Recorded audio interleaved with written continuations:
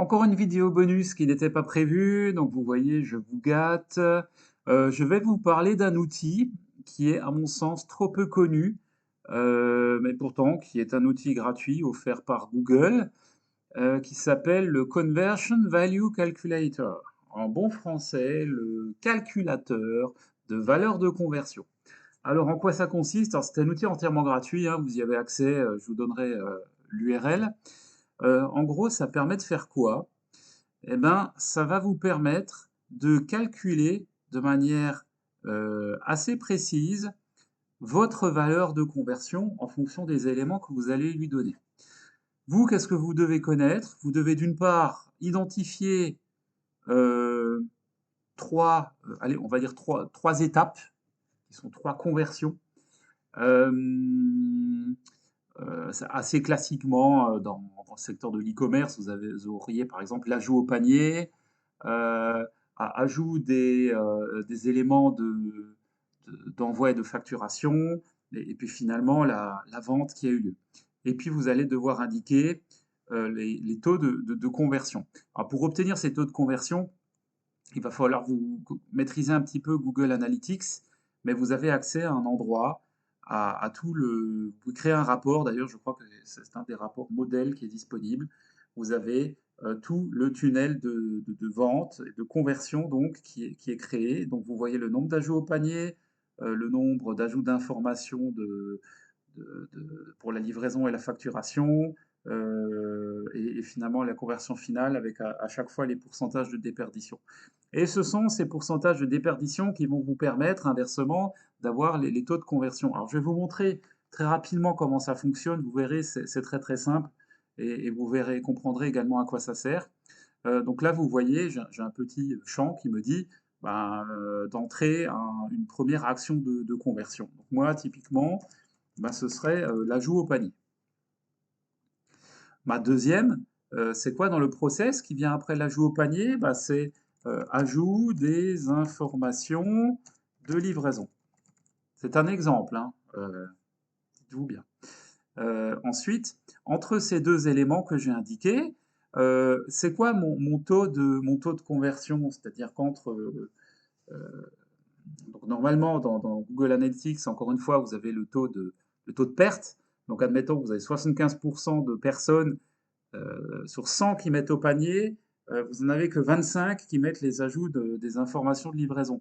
Donc vous avez un taux de conversion ici de 25%. Je continue. C'est quoi la dernière étape? Eh ben, c'est le paiement.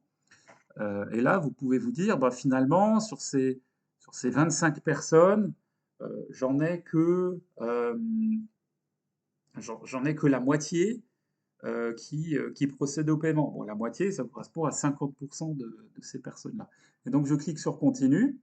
Et là, vous avez possibilité de dire soit d'ajouter encore une étape, parce que très souvent, vous avez plusieurs étapes dans un tunnel de conversion. Bon, là, volontairement, je suis resté sur trois pour que vous compreniez le principe. Donc là, si c'est dans ce cas précis, vous cliquez sur Yes, Add Another.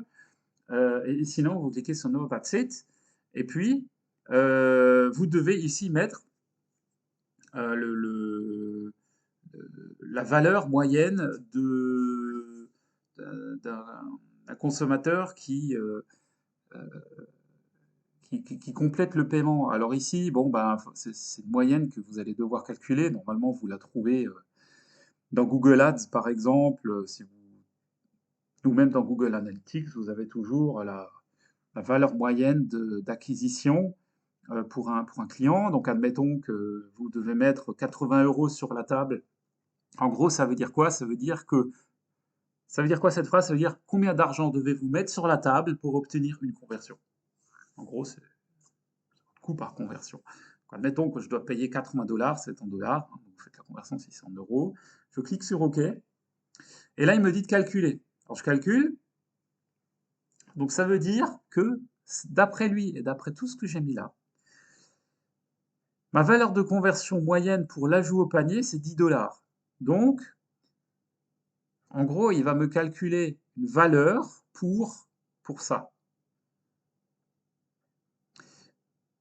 Donc, en gros, il faut que je mette 10 $ sur la table. au global, ou dans mes campagnes, en l'occurrence dans mes campagnes Google, pour avoir un ajout au panier. En fonction des valeurs de conversion que j'ai indiquées, il faut que je mette 40 $ sur la table pour que les personnes mettent des informations de livraison. Et il faut que je mette 80 € sur la table pour être sûr d'avoir une conversion. Donc ça vous donne un peu des seuils et ça vous permet de voir et de dire et de donner aussi à ce moment-là des valeurs à vos micro-conversions. Parce que comme on l'avait vu dans une autre vidéo où je vous parlais des micro-conversions, ah ben, la conversion principale, vous la connaissez. Vous pouvez lui donner une valeur, en général, bah, c'est facile, c'est le CA, c'est la valeur de conversion. Mais l'ajout au panier, vous ne savez jamais trop. Vous pouvez, certes, parfois l'automatiser, parfois pas. Et pareil, surtout ce type de conversion, comme l'ajout des informations de livraison, c'est totalement aberrant d'être capable de mettre une valeur. Ici, la valeur, vous l'avez. Vous savez que l'ajout au panier, ben, ça vaut 10 $. Donc, vous pouvez mettre une valeur exacte ou, si vous ne la connaissez pas, bah, grâce à ce calculateur, vous mettez euh, une valeur arbitraire qui sera moyenne. Donc, vous savez que la valeur de conversion pour l'ajout au panier, c'est 10 $. Et pour les informations de conversion, c'est 40 $. Donc, vous avez ici vos micro-conversions que vous pouvez paramétrer dans Google Ads. C'est pas magique ça. Bon, allez, j'espère que cette vidéo va vous servir. Usez et abusez de cet outil-là. Franchement, il est très très très puissant. À bientôt.